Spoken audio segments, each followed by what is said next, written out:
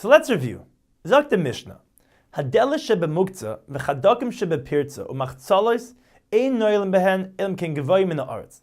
We may only use the makeshift doors used in backyards made of thorns and reeds if they dangle above the ground when they are not being used. Otherwise, using them, mechzi kabayna, resembles building and is therefore asur on Shabbos.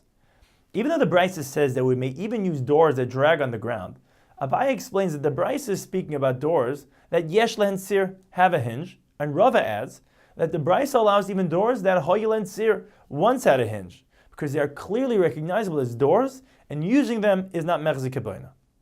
Once we're on the topic of things that are asur because they look like building, the Gemara mentions that when constructing a bonfire on Yom Tov, putting an egg on a grill, putting a pot over two barrels, putting a bed on its legs, and putting a barrel over two other barrels, we must first hold up the top part and then put the supports in place so that it does not look like building. Mimayla lamata shari, from the top down is mutter. Mimata lamala asur, from the bottom up is asur because it looks like building.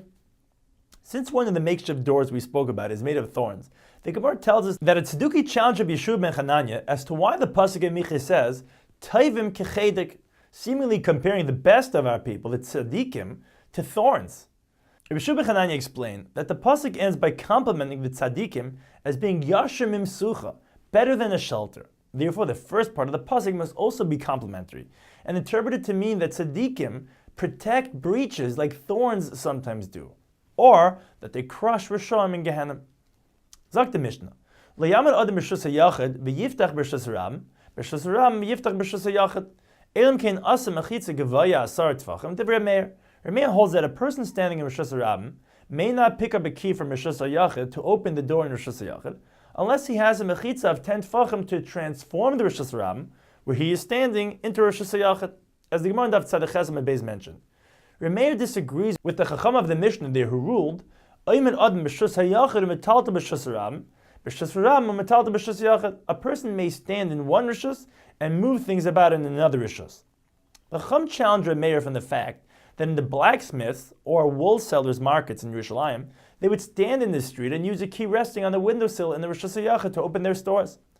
The Gemara asks how the story from Yerushalayim proves anything, considering that the streets of Yerushalayim are not a Rishus Harabim, but a Carmelis, as Rabbi Yechanan taught. Yerushalayim yemolei dal sasel and alas balayla chayav nalem mishum Rishus Harabim.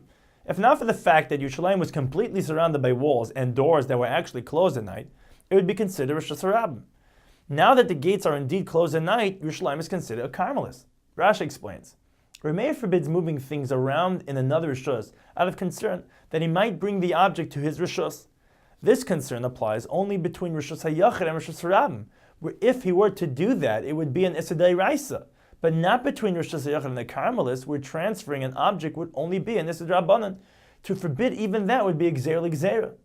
Rav Papa answers that Rabbi Yechanan was referring to Kaidim Shenifritzu B'Peratzis, before the walls of Yerushalayim were breached. Therefore, Yerushalayim is a Carmelis. The Chacham are referring to L'Acha Shenifritzu B'Peratzis, after the Chema was breached and Yerushalayim became a Rishus Harabim.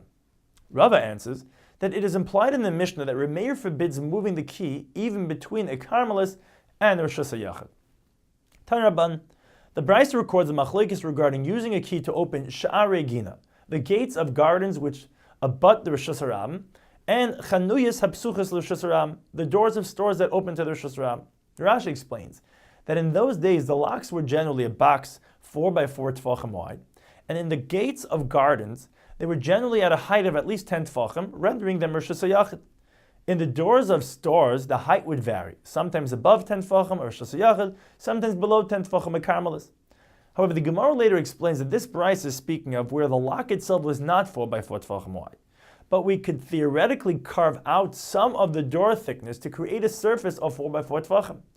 Meir holds chaykikin lahashlam. We view it as if it has been carved out. Therefore, the lock is a Rishus HaYachid. The Chacham hold ein chaykim lahashlam. We do not view it as if it has been carved out.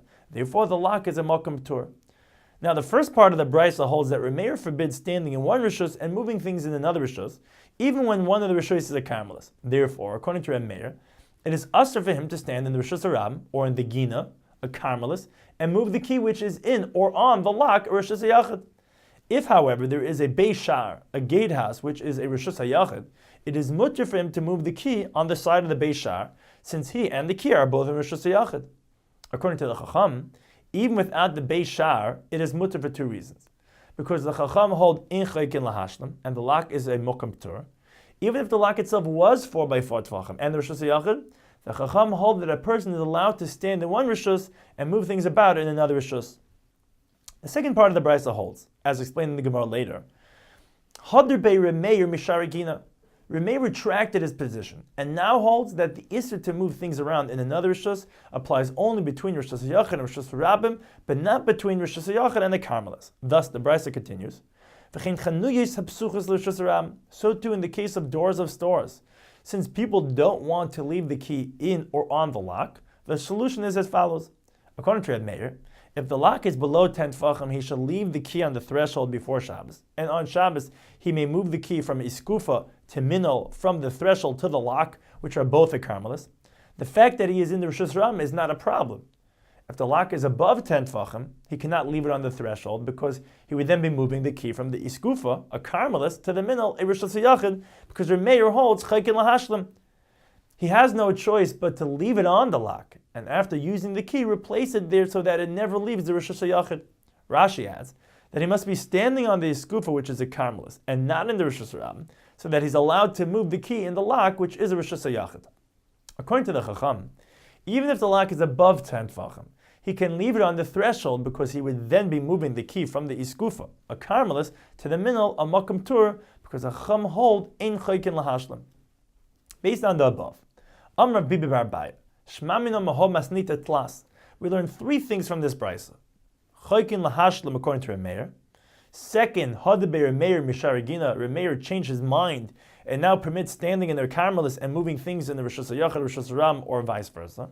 Third, we may carry from Rishus HaYachid or Rishus HaRam to a makam tur or vice versa, ubavad shelo yachlifu. But we may not transfer things from Rishus HaRam to Rishus HaYachid or vice versa via a makam tur. Zok the Mishnah, Neger sheyesh b'reisha glustra, a bolt that has a knob on one end. Rabbi Lezer oiseh, Rabbi Yossi mater. The Gemara explains, Nitel be'igdoi. If it can be lifted by the cord that connects it to the door, all agree that it is mutter, because it's obviously being used as a bolt and has no similarity to baina.